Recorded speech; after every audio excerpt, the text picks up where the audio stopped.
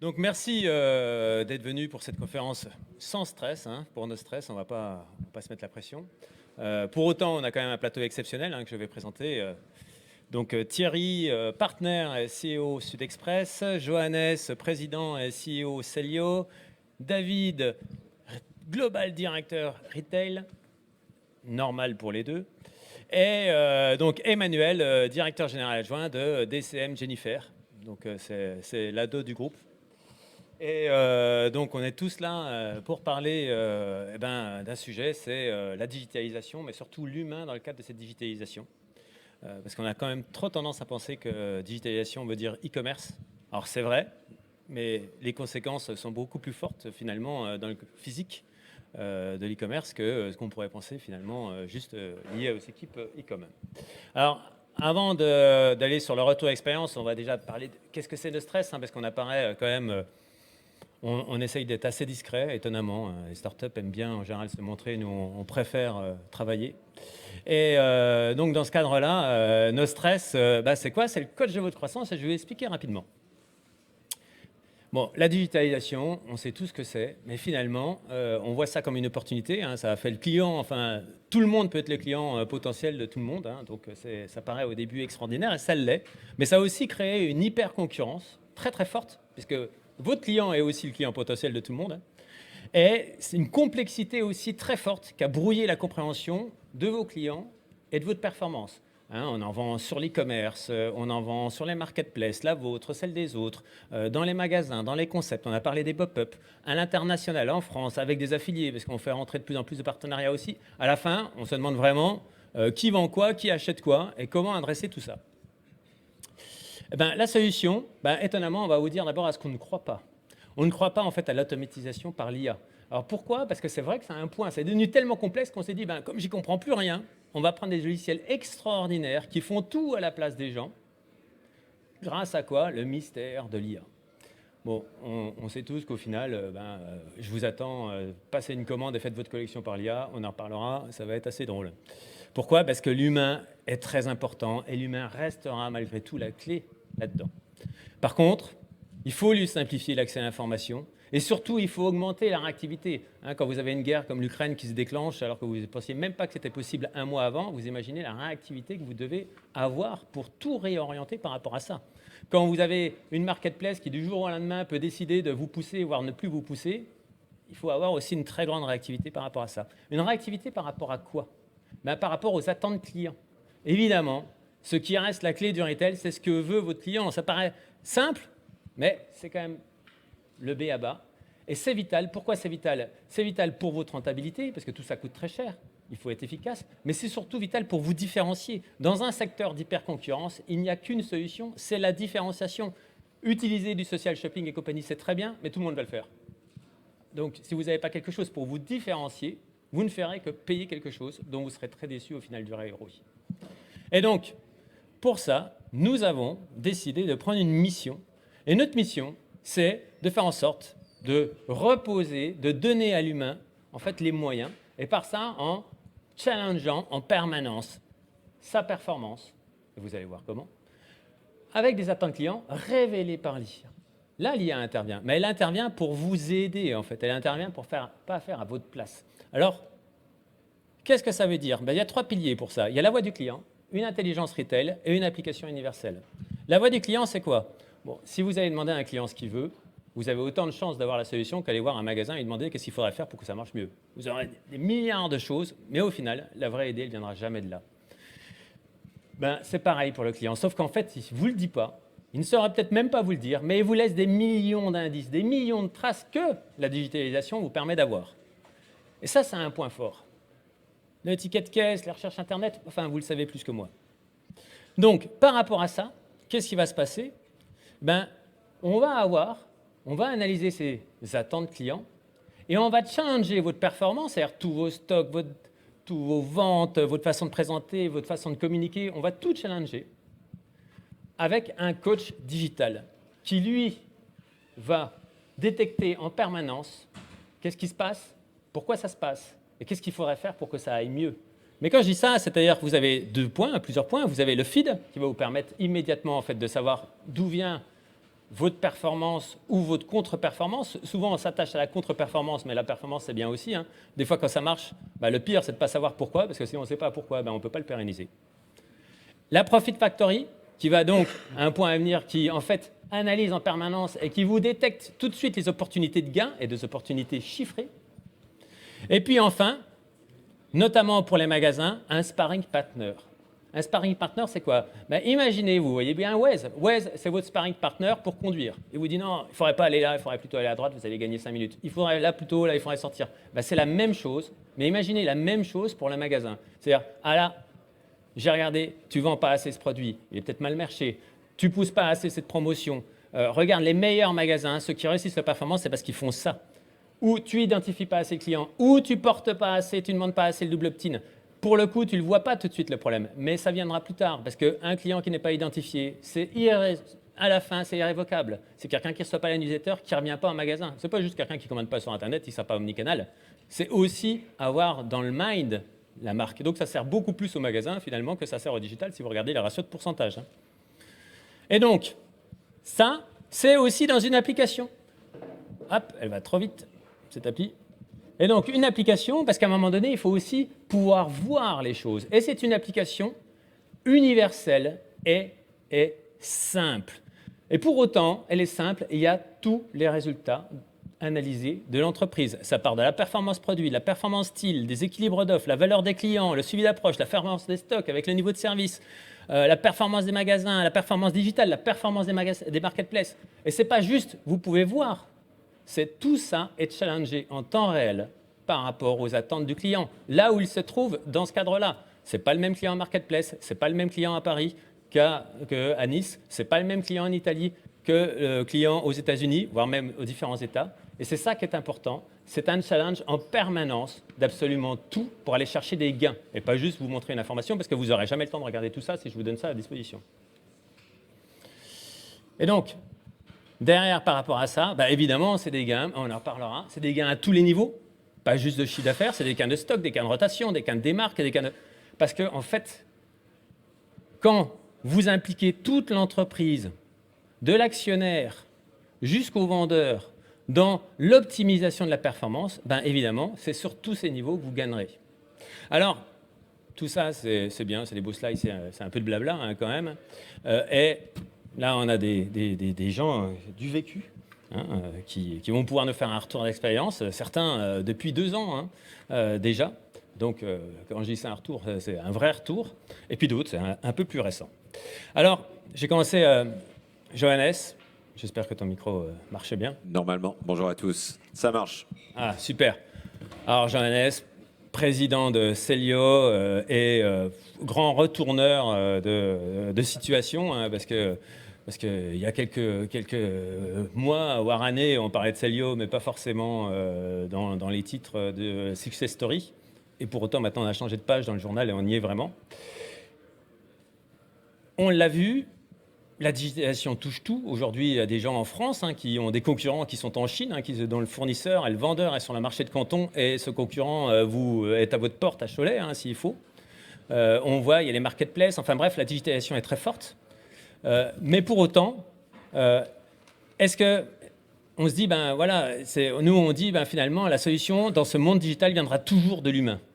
Est-ce que ça c'est quelque chose est-ce que l'humain a vraiment été un point fort dans ce redressement de Cellio?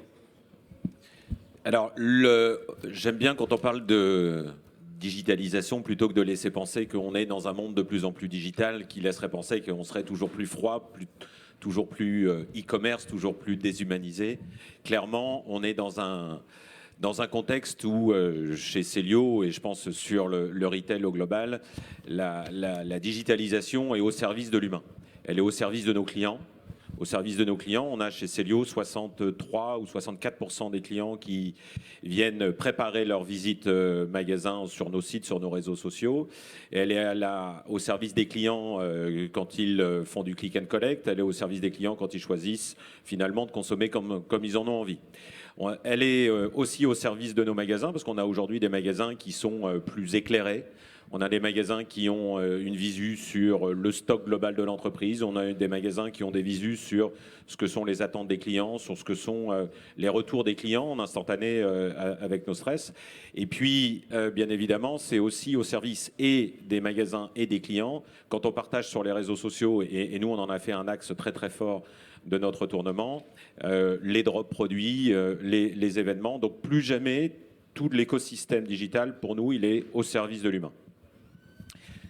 Et du coup, Nostress, qu'est-ce que ça change finalement, le fait d'avoir cette information à disposition de tout le monde? Et quand je dis tout le monde, c'est même les stylistes finalement regardent maintenant ces informations. Alors, chez Célio, on a mis en place Nostress tout début 2021 et Nostress a été un accélérateur du changement et quelque part un symbole du changement qu'on voulait opérer. Pourquoi changement? Parce qu'on avait la nécessité de remettre de la simplification dans quelque chose qui était devenu très très complexe. Et en cela, indépendamment de ce que tu montrais tout à l'heure, où on a une foultitude d'informations, à chaque fois, c'est super simple. Et c'est super simple pour chaque utilisateur, je pourrais revenir dessus.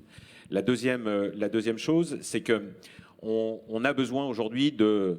je parlais d'être éclairé et de mettre de l'intelligence. Finalement, savoir si on a fait le chiffre, si on a fait les performances, sans connaître la raison et pourquoi on l'a fait, pourquoi on ne l'a pas fait, ce qu'ont été les comportements des clients, ce qu'a été la contribution d'une opération, ce qu'a été le top, le hit parade de nos produits. On parlait des stylistes. Nos stylistes aujourd'hui, en temps réel dans la journée, peuvent consulter dès qu'on a un drop, finalement, ce que sont les meilleurs produits. On peut le lendemain avoir les avis clients. On a la recherche des internautes qui apparaît directement sur Nostress. Donc finalement, on rayonne sur toute l'entreprise. Donc ça a été un apporteur d'intelligence. Ça a été un apporteur d'éclairage et un élément majeur dans la simplification. Et finalement, il nous fallait un symbole de changement du mindset et Nostress a été ce symbole. Merci.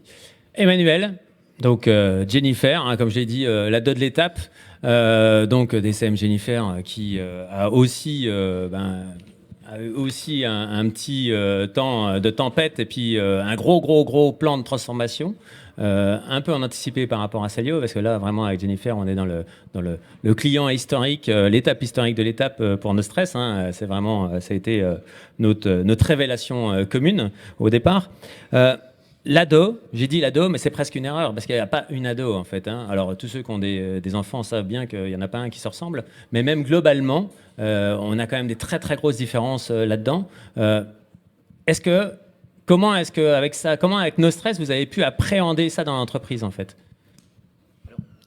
Pour revenir, le cœur de cible en fait, de Don't Call Me Jennifer, c'est effectivement, comme tu le dis, l'adolescente qui a entre 10 et 19 ans. Donc Jennifer s'adresse à différentes typologies de clientes, à des collégiennes, à des lycéennes, aussi à des étudiantes et également aux mamans qui achètent pour les plus jeunes. Donc en fait, on doit équiper 4 typologies de clientes. Et Nostress nous a permis justement, au-delà d'une analyse des ventes globales, de rentrer dans le détail, dans l'analyse de la typologie de cliente, voir exactement ce qu'achetait la cliente et surtout identifier quels étaient les produits déclencheurs, donc les produits qui allaient alimenter le panier de la cliente.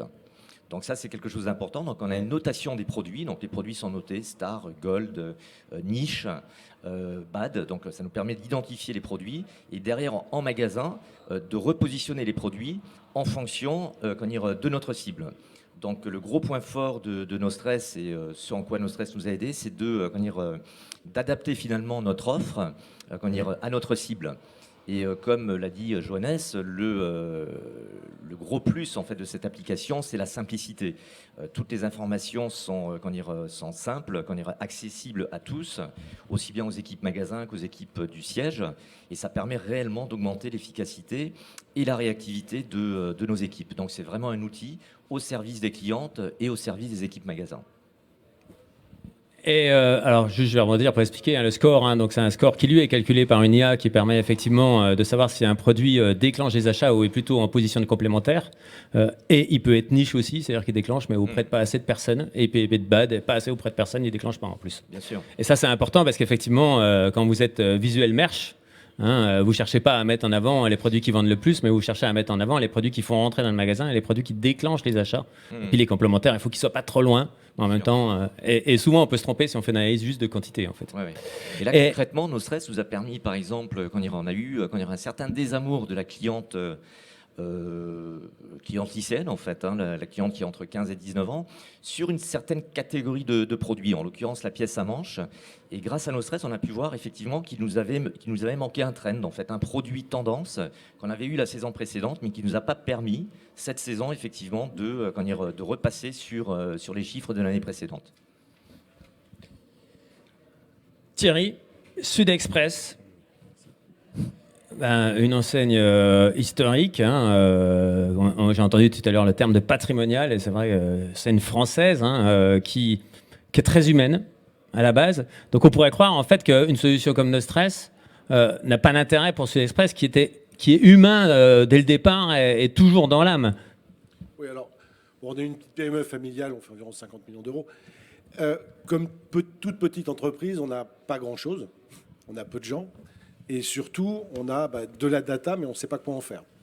Comme tout le monde, on a un ERP, on a une BI, et tous les lundis matins, on a des tonnes de listings qui sortent sur les écrans et qui sont toujours les mêmes et qui donnent finalement une vision très macro de la vie de l'entreprise.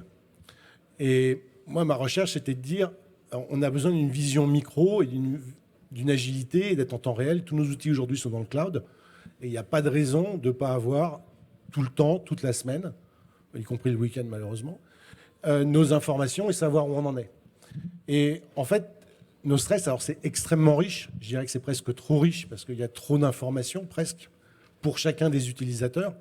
Parce qu'en fait, c'est un outil qui s'adresse aussi bien au réseau, que ce soit les DR ou des responsables de magasins et le digital, que ce soit aux chefs de produits, alors on n'en a pas nous, aux stylistes ou à la responsable de collection, que ce soit au merch pour revoir son merch, parce que le merch, on change nos vitrines en général le mercredi, on ne les change pas le lundi, puisqu'on a 3/4 de nos magasins fermés, puisqu'on est principalement en centre-ville, en province.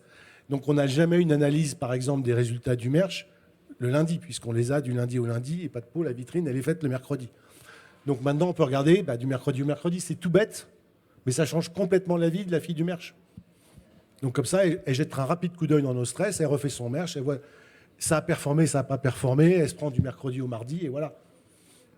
Et donc, tout est plus simple, on a une vraie vision macro, et on prend vraiment... Alors nous, on a copié une boîte qui s'appelle Seb, parce qu'on s'est mis un slogan dans la tête qui est de dire on marge ou on crève.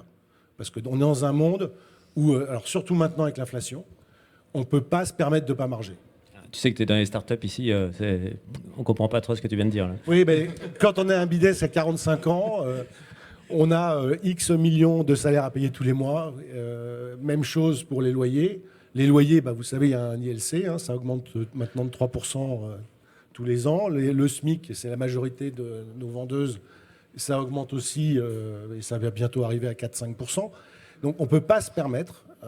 On est dans un monde en plus, je parlais du cloud tout à l'heure, où toutes les solutions informatiques augmentent en coût, parce qu'on est passé d'un mode serveur à domicile qu'on avait acheté il y a 15 ans avec un logiciel. Et on vivait avec, on ne se posait pas de questions, mais c'était un coût fixe au départ. C'est comme quand on achète les murs d'un magasin. Bon. Aujourd'hui, on est passé sur des solutions cloud avec des abonnements tous les mois qui coûtent toujours un peu plus cher et avec des solutions plus digitalisées dont on a tous besoin, alors qui coûtent toutes un peu d'argent. Mais à la fin, on dépense plus. On dépense plus en salaire, on dépense plus en loyer, on dépense plus en outils informatiques. Donc il n'y a pas de solution, il faut marger plus. Ou vendre beaucoup plus. Vendre beaucoup plus dans le monde dans lequel on est, ce n'est pas possible. Donc il faut, en tout cas dans notre positionnement à nous, c'est de premiumiser la marque et essayer de vendre peut-être un peu moins, mieux. On avait une culture où on mettait tout à 100% au départ, on mettait quasiment tout en magasin en même temps, et c'était moins 70 dès que ça ne se vend pas. Voilà, tout ça c'était réglé. Mais l'entreprise gagnait très bien sa vie, il n'y avait pas de problème. Mais bon, on usait nos clientes. Parce que celle qui avait acheté un produit qu'elle avait trouvé bien, ça se finissait à moins 70 en deuxième semaine de solde, c'était un peu galère. Donc aujourd'hui, on est passé d'un monde dans lequel on faisait 60-40 en démarque par rapport à la non-démarque. Aujourd'hui, on est passé plutôt à 70 non-démarqués, 30 démarqués. Et là-dessus, No Stress nous apporte énormément. Parce que, excuse-moi, je continue un tout petit peu. Vas-y. Je suis passionné par l'outil. Donc, pareil. Hier, on on disait, bah voilà, le taux de couverture du produit, elle est à 70%, c'est bien, on le démarque à 20 ou à 30, c'est pas la peine. Celui-là, il s'est vendu qu'à 50%, catastrophe, on le démarque à 50. Oui, mais pas de peau. Quand on a vendu 70%, peut-être qu'il reste que du XL ou que du small et qu'on n'a pas une courbe de taille équilibrée. On va dans nos stress, on voit tout de suite si on a la courbe de taille en stock correspondant à la courbe de vente. Alors que sur un outil Excel traditionnel, on ne voit pas les tailles. On est toujours en 2 dimensions et c'est une galère. Moi, je préfère démarquer peu un produit, j'ai une courbe de taille idéale. Et par contre, démarquer fort, un truc, il va me rester que du XL. Et je sais que quand je vais le mettre en outlet ou chez VP ou chez Showroom, ça va encore être une galère pour le vendre et je vais le traîner pendant des mois. Donc, voilà. Oui, exactement. Alors, Johannes, justement, je rebondis. Cellio a fait une politique forte aussi dans la réduction des marques, dans son redressement. Alors, c'est toujours, j'allais dire, je vais pas dire couillu, mais c'est toujours osé, en fait, de se dire, la première chose qu'on va faire, c'est faire moins de démarques, parce que les démarques, si elles sont nées, c'était justement parce qu'on était dans un cycle où on a l'impression d'y répondre, et à un moment donné, c'est comme débrancher finalement un malade. On se dit, bon, on va voir si ça passe ou ça casse. Comment est-ce qu'on est arrivé, en fait? Comment vous êtes arrivé à faire en sorte que le client, plus qu'adhère, suive encore plus, malgré le fait que les démarques ont été très très fortement réduites? Les démarques ont été très très fortement réduites parce qu'on est passé d'une démarque 300 jours par an quasiment, David est là depuis 4-5 ans chez Cellio, à des démarques qui sont uniquement positionnées dans les périodes des soldes et sur un mid-season sales. Si on l'a fait, c'est parce qu'on s'est rendu compte qu'il fallait finalement mettre en adéquation nos prix et la qualité de nos produits dans un monde où nous ne sommes pas sur une île déserte, mais on est sur un marché compétitif. Et donc, on a positionné de façon très compétitive chacun de nos prix. Pourquoi on l'a fait comme ça? Parce que si on débranche la promo sans changer les prix, je vous mets au défi d'avoir une croissance. Si on débranche la promo, il faut activer différemment. Donc pour nous, on a eu deux leviers. Le premier, c'est de repositionner le prix pour mettre dans la tête de nos équipes et de nos clients que chez Cellio, c'était le bon prix tous les jours, toute l'année et qu'il ne fallait pas attendre les promos. Et puis le deuxième sujet, c'était la capacité de bien acheter. Thierry parlait des grilles de taille, on peut parler aussi de la profondeur. Chez Cellio, on avait peut-être l'habitude d'acheter trop, sous le syndrome des retailers qui était de se dire on ne veut pas manquer. L'année dernière, on a fait une croissance de plus 6 en like for like en mettant 20% de produits en moins sur le marché. Et ça, c'est significatif. Et c'est rare, parce qu'en général, quand on coupe les produits, la sanction, elle vient tout de suite. Souvent, c'est le premier truc qu'on se dit, on va couper les produits. Et très souvent, pof, c'est rare d'arriver à faire une croissance dans le cadre de... Je le dis parce que c'est vraiment systématiquement une pratique que je vois, c'est on a coupé les produits et on s'étonne que en fait, le TT soit tombé derrière. Alors peut-être qu'on achetait un peu trop, mais on a aussi eu la capacité, au fur et à mesure du lancement de nos collections, par rapport justement au ranking de nos produits, entre les produits stars, les produits niches, etc., de vraiment cibler ce qu'étaient nos 20-80, de pouvoir assurer la disponibilité de ces stocks-là, et puis d'éclairer encore une fois nos équipes produits et nos équipes style sur les segments qui étaient les bons et qui étaient porteurs, et d'éviter les autres. Top. Alors David, on a beaucoup parlé la centrale, et normal, l'amont, c'est très très fort, parce qu'on le dit quand même souvent, quand on n'a pas le bon produit, on n'a plus que les yeux pour pleurer, et puis quand on a le mauvais, il n'y aura personne, à part une démarque, et encore, c'est de moins en moins prêt pour s'en débarrasser, donc l'amont est fort. Mais enfin, l'aval est quand même aussi très très important, parce que quand on a le bon produit, mais qu'on n'a pas la bonne personne ou la bonne organisation pour le vendre, voilà, là vraiment on peut avoir beaucoup de regrets. La digitalisation, comme je l'ai dit, on a parlé beaucoup de l'e-commerce. Quand on pense digitalisation, on pense e-commerce, on pense communication sociale, on pense live shopping et compagnie. Alors que dans les faits, si on regardait vraiment un Pinel d'une société, si on regardait vraiment en fait sa politique d'investissement, on s'apercevrait que finalement, les impacts sont quand même énormément physiques, énormément dans les équipes.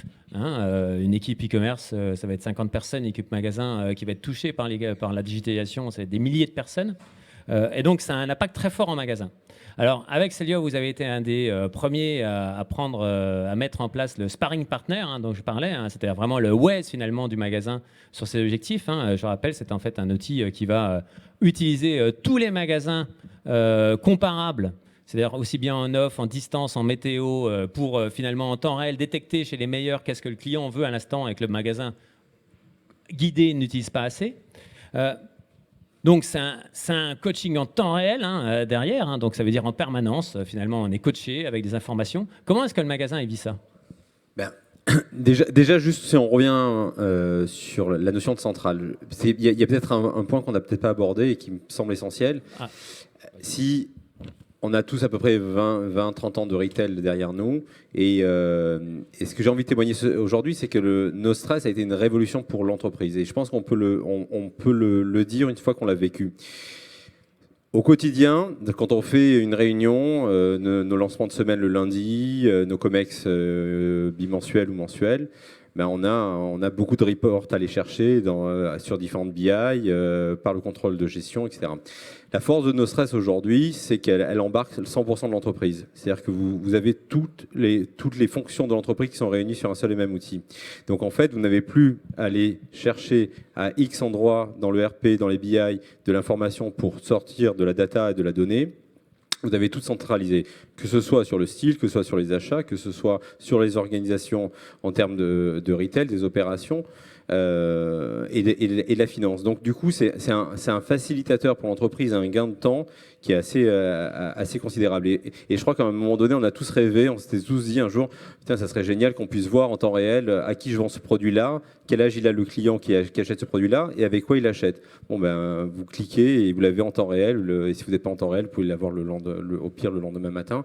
Donc, c'est une source d'information extrêmement riche qui permet aujourd'hui de prendre les bonnes décisions et d'accompagner l'entreprise dans sa croissance. Et j'insiste, dans le monde entier. Et dans le monde entier, exactement. C'est-à-dire pour les partenaires aussi. Oui, on est présent dans 50 pays et effectivement, on a la data en temps réel sur tous les pays. Donc, c'est une source de simplification, comme je vous le disais, qui change la vision de l'entreprise et la transformation, en tout cas, d'une boîte. Et donc, pour revenir sur le sparring partner Cathy, donc il s'appelle Cathy, ça a été un peu une révolution pour les équipes parce que de la même sorte que nous, on sortait beaucoup de dashboards, on leur envoyait, on leur poussait également au quotidien beaucoup de dashboards. Un sur leurs KPIs, 2 sur leurs ventes journalières ou hebdomadaires, 3 sur leur money mapping en magasin, 4 sur la montée en charge de leur chiffre d'affaires dans la journée, etc.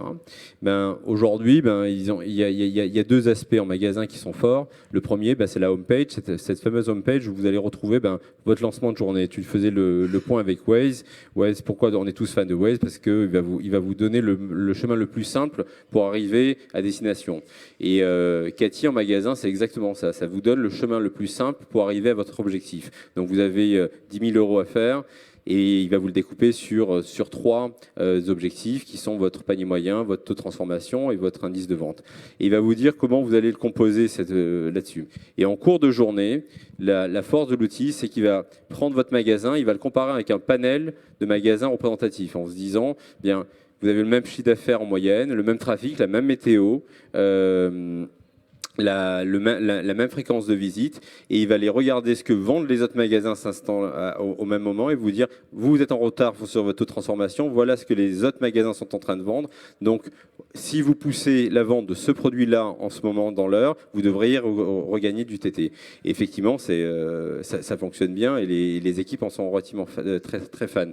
Le deuxième point, c'est ça, c'est comment on arrive à booster le chiffre en journée par tranche horaire, comment on se décompose notre chiffre d'affaires et les axes pour pouvoir y arriver avec accompagner des indicateurs. Et ensuite, on a développé différents badges qui nous permettent d'aller chercher des focus sur des sujets sur lesquels l'entreprise a envie de driver parce que le client finalement le demande. C'est pas l'entreprise qui le fait, mais c'est le client qui le demande. Donc des informations qu'il demande, ça redescend et ça permet au magasin de pouvoir avoir un focus sur des sujets très très précis pour aller chercher sa croissance. Donc grosse simplification et en tout cas une grosse adhésion des équipes en magasin, oui, clairement. Emmanuel. Et je rajouterai un point. L'avantage de No Stress, c'est qu'en fait, on nous propose des actions correctives, mais qui sont adaptées à chaque magasin. Aujourd'hui, quand vous avez une contre-performance, quand on est au niveau d'un groupe, on vous donne une action corrective globale. Alors que là, chaque magasin peut voir effectivement son levier de croissance. Et vous pouvez être dans le sud, vous avez des problèmes sur les robes, vous pouvez agir sur les robes. À Paris, ça sera sur le pantalon. Donc c'est des actions correctives spécifiques à chaque magasin et pour chaque typologie de cliente. Et c'est ça le gros avantage. Donc quand on est vraiment dans en acte localement et on pense globalement.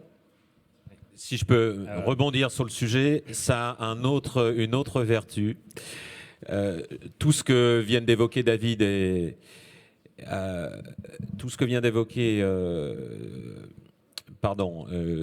Emmanuel et David était fait préalablement par un job chez nous dans le retail qui s'appelle les DR, nos directeurs régionaux. Et en fait, les DR ne détiennent plus cette information aujourd'hui. Et le gros avantage, c'est qu'ils font vraiment leur métier de coaching, de recrutement, d'animation et de capacité à monter justement la valeur ajoutée de nos magasins. Ils ne sont plus là en passeurs d'informations. Et ça, c'est aussi un élément majeur dans la révolution qu'on est en train d'opérer dans nos magasins. Et je dirais aussi, d'ailleurs, pour les aider là-dessus, ce qu'on a fait, c'est la dynamique. C'est-à-dire que vous voyez un peu comme, alors je ne sais pas où, c'est terrible, on ne devrait pas le dire, mais dans West, vous avez l'heure à laquelle vous allez arriver. Et à un moment donné, vous vous dites toujours, je pourrais peut-être arriver encore plus tôt que quand il m'a dit au départ. Donc vous avez une dynamique. Bon, puis des fois, en général, c'est plutôt, ça se retarde, surtout si vous rentrez pour le point d'ascension. Et donc là, c'est pareil. En fait, on vous projette aux chiffres auxquels vous allez arriver en permanence, en fait. Et vous voyez si votre dynamique est plutôt bonne ou est plutôt mauvaise.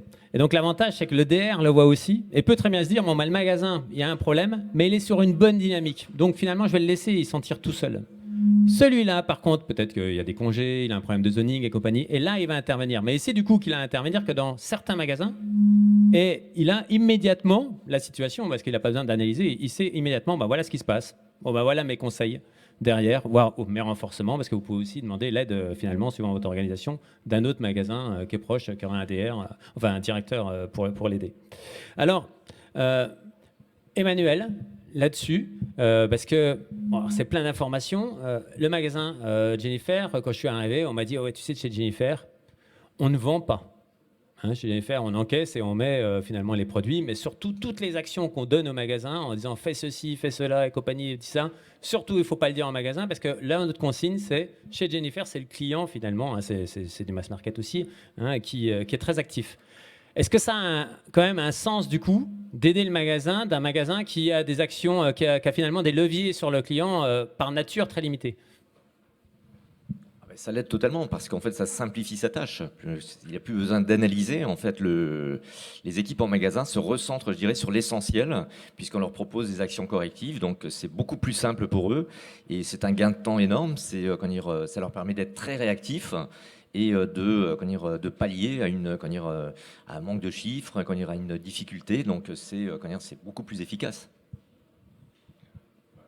Le temps de mise en place, parce que souvent on me dit ah oui, alors moi des fois je fais des démos à des clients, je fais des démos de tout ça, et puis ils me disent waouh, alors là c'est top, vraiment c'est super, j'aimerais l'avoir, mais bon, j'espère qu'il n'y a pas trop de DSI dans la salle, mais on me dit moi avec ma DSI c'est bon, là on se donne rendez-vous dans un an, mais ce serait super, et en plus je pense que j'ai pas la moitié des données. Alors, je tiens à dire que c'est quand même, je dis toujours, c'est un projet, on le met en place en 4 semaines seulement. Partout dans le monde, ça a été le cas pour Couples, ce qui n'est pas là aujourd'hui, mais de la signature du contrat jusqu'à ce que le magasin de Los Angeles s'en serve, il a fallu 4 semaines, mais celui de Chine aussi. Et pareil pour la centrale. Et on prend toutes les données plus simples, un ticket de caisse et compagnie. Et je dis souvent, la formation, ça va être une visio de 2 heures. Alors, on me dit, ouais, j'y crois pas. Est-ce que c'est vrai? Ah non, c'est le gros avantage de NoStress, c'est que c'est un outil hyper simple, accessible à tout le monde. On pourrait croire qu'effectivement, des équipes de vente en magasin, c'est un outil complexe, mais non, c'est d'une simplicité incroyable. Et chacun peut aller chercher la data qu'il souhaite.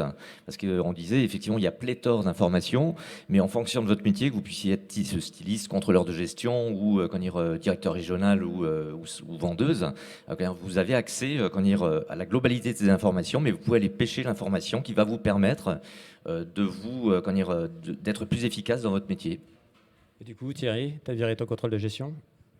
On est passé de 2 à 1. C'est vrai? Oui. Ah, bon, je vais me faire discret la prochaine fois. Non, il est parti la semaine dernière.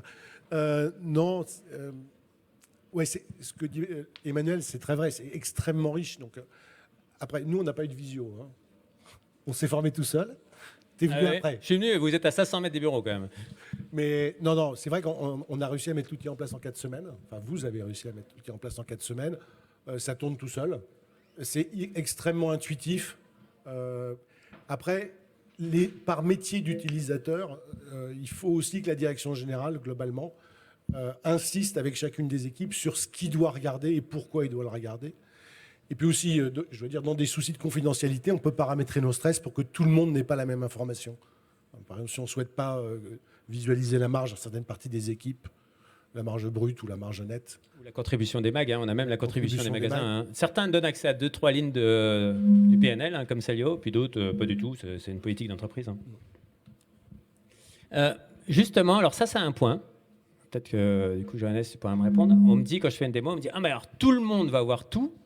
Alors, je dis « Oui, mais si vous le souhaitez. » Mais les gens, du coup, tout le monde va s'occuper de tout. Et puis, les gens ont tendance quand même à plus s'occuper du métier des autres que de leur. Et j'ai peur que ça désorganise encore plus au final que ça n'organise. C'est comme si, finalement, avoir de l'information pouvait provoquer, finalement, plus de mal que de bien. Est-ce que ça, c'est un biais ou est-ce que c'est un vrai biais, ça, que vous avez pu constater sur Célio, ou cet accès, finalement, de tout le monde à tout? Est-ce qu'il y a un biais négatif? Alors, comme moi, on aime mettre la douleur dans le système, c'est un vrai avantage parce que j'adore quand David challenge ses collègues le lundi sur la disponibilité du produit, sur la performance d'un produit ou d'un autre. Et plus on libère l'information, à mon sens, plus on a une intelligence collective qui se développe. Donc, chez Célio, on est pour cette intelligence collective, on est pour la libération de l'information et on a un accès qui est quasiment sans filtre. Et du coup, ça challenge, et ça challenge d'un métier à un autre. Mais finalement, quand on challenge d'un métier à un autre, on renforce le global, et puis peut-être qu'on renforce aussi la pertinence et la valeur ajoutée de chacun des métiers. Mais David, tu peux peut-être le témoigner. C'est clair. Et je pense qu'il y a une notion de responsabilisation, en fait. Et, quand on fait des plans de retournement, bah, il faut qu'on embarque 100% de nos équipes dans le projet. Et pour les embarquer, il faut les responsabiliser. Et dans cette notion de responsabilisation, il y a cette notion de transparence, finalement. Et dans l'outil, aujourd'hui, il nous permet, au niveau qu'on a envie, et nous on a plutôt fait le choix avec Johannes de dire on ouvre très large, d'avoir une transparence complète. Et tu parlais tout à l'heure des PNL des magasins. Effectivement, aujourd'hui, vous savez, on est passé par une procédure de sauvegarde, on a fermé des magasins. Et les magasins ne savaient pas pourquoi ils fermaient. Parce qu'ils n'avaient jamais eu accès à leurs résultats, à leur compte d'exploitation, ils ne savaient pas que le magasin perdait de l'argent. Aujourd'hui, la transparence qu'on a mis en place grâce à l'outil leur permet de voir en temps réel, toujours, la performance du magasin, mais également sa rentabilité. S'il est dans le rouge, s'il est dans le vert, s'il progresse, ses frais de gestion, et notamment les frais de personnel sur lesquels il peut agir. Et tout ça a libéré beaucoup de choses. C'est-à-dire que les équipes se sentent beaucoup plus patrons de leur business unit, que ce soit en magasin, mais également que ce soit en centrale, parce que au service achat, ils savent que tout le monde aujourd'hui a accès à la performance des produits et personne ne va cacher un produit en se disant celui-là il est moyen, je ne vais pas trop en parler. Là c'est accessible et au contraire, je pense que tout à l'heure, on parlait de la démarque et de la promotion. Quand on a arrêté la promotion, l'outil nous a aidés parce qu'il nous a donné confiance dans nos produits. Quand on a confiance dans la collection et de nos produits, on a moins tendance à vouloir le mettre en promotion. Et l'outil le fait ressortir de manière assez naturelle grâce aux notations et au côté très ludique et facile en tout cas à interpréter. Alors, on a parlé aussi des partenaires, parce que le retail, c'est aussi beaucoup de partenaires, notamment en général dans les pays qui ne sont pas les pays historiques, ou en tout cas qui sont assez lointains en proximité géographique. No Stress permet un accès aux différents partenaires, sécurisé évidemment. Est-ce que ça aussi, ça change la relation avec les partenaires ou pas du tout? Ça la simplifie, on parle le même langage. En fait, des partenaires, ils n'ont souvent pas nos systèmes d'information, donc on n'a pas en temps réel la même lecture de la performance, parce qu'ils vont regarder certains KPI, sinon on va regarder d'autres. Le fait aujourd'hui d'homogénéiser l'outil avec nos partenaires, on parle exactement le même langage, on regarde les mêmes homepages, on regarde les mêmes onglets qui nous permettent de sortir une analyse commune. Alors, le temps passe. Alors, No Stress, on a parlé, tu as dit, il y a des solutions digitales, ça a un coût, c'est des SaaS, ça fait qu'augmenter et compagnie. Bon, No Stress, c'est un SaaS aussi, sans engagement. hein, c'est-à-dire qu'on peut arrêter du jour au lendemain. Mais il y a un coût, hein, parce qu'on a fait le choix de la rentabilité, ce qui peut étonner.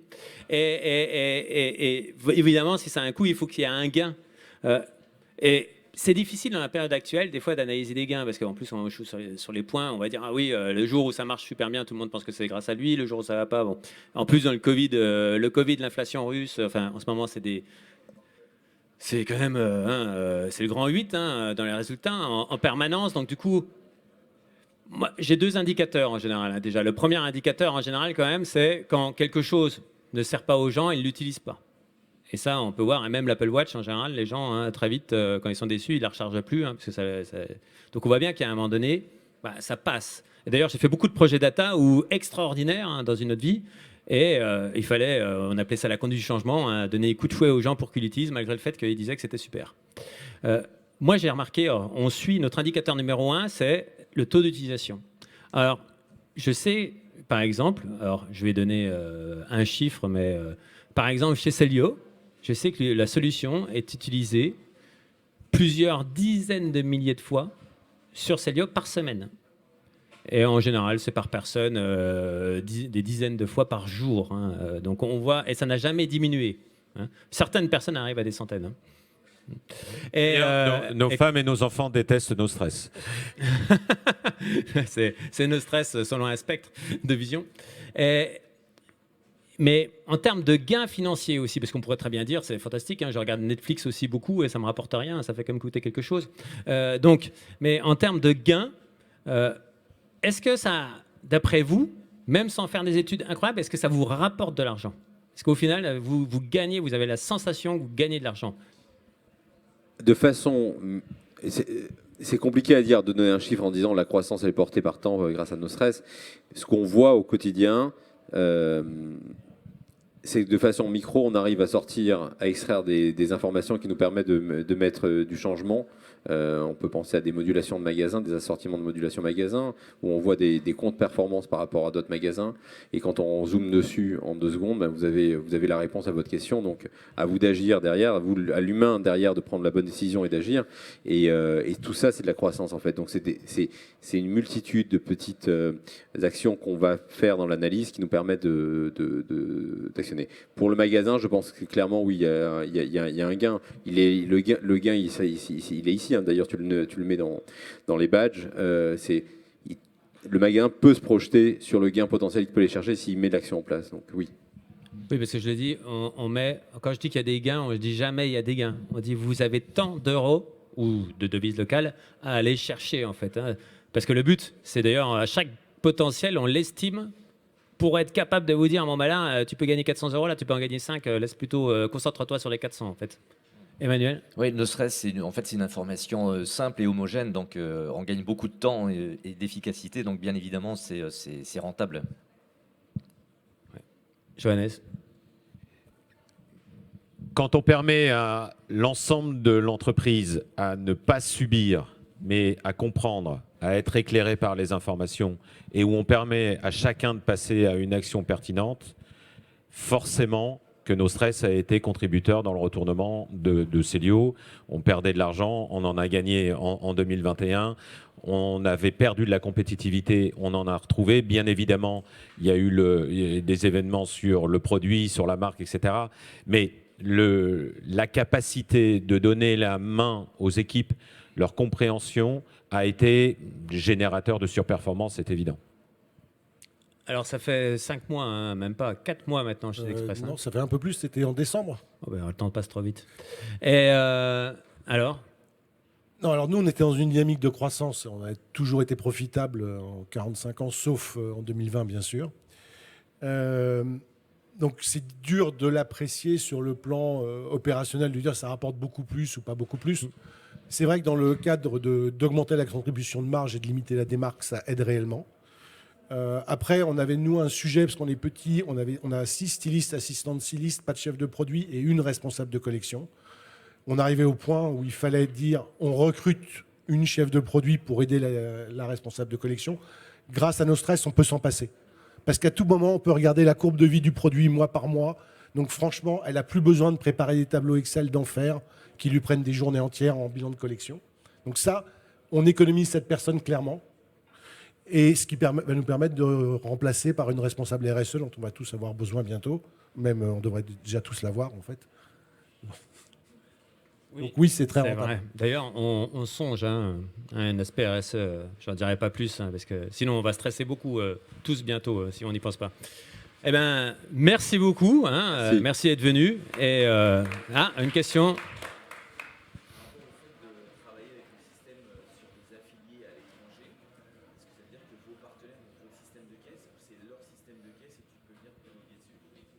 Ils ont leur propre système de caisse, et on a des badges de nuit qui remontent dans nos systèmes, et ne serait-ce les récupère derrière. Oui, on récupère tout. Je ne sais pas quel système de caisse on récupère d'ailleurs. Je pense qu'on doit avoir tout ce qui est possible au monde, parce je pense qu'on a, avec tous nos clients, on est en présent partout dans le monde, dans tous les pays. Oui, si jamais vous le désirez, et dans un cadre limité, celui que vous donnez accès. C'est-à-dire qu'il peut voir que ses résultats, ou au contraire, vous pouvez dire, pour te challenger, je veux aussi que tu vois les résultats, peut-être d'autres pays. Merci. Si jamais vous avez d'autres questions, n'hésitez pas à aller les voir. Là, ils restent disponibles. Si jamais, je vous demande de remercier une nouvelle fois du coup Jean-Bernard de No Stress, qui était en plus à l'animation, super. On avait aussi Johan et David de Célio, Thierry de Sud Express et Emmanuel de Don't Call Me Jennifer. Merci à vous. Dans cette salle, ça s'arrête pendant un temps, ça reprendra à 14h40. Mais par contre, vous avez une salle au-dessus et en dessous si jamais vous voulez continuer de voir des conférences. Merci.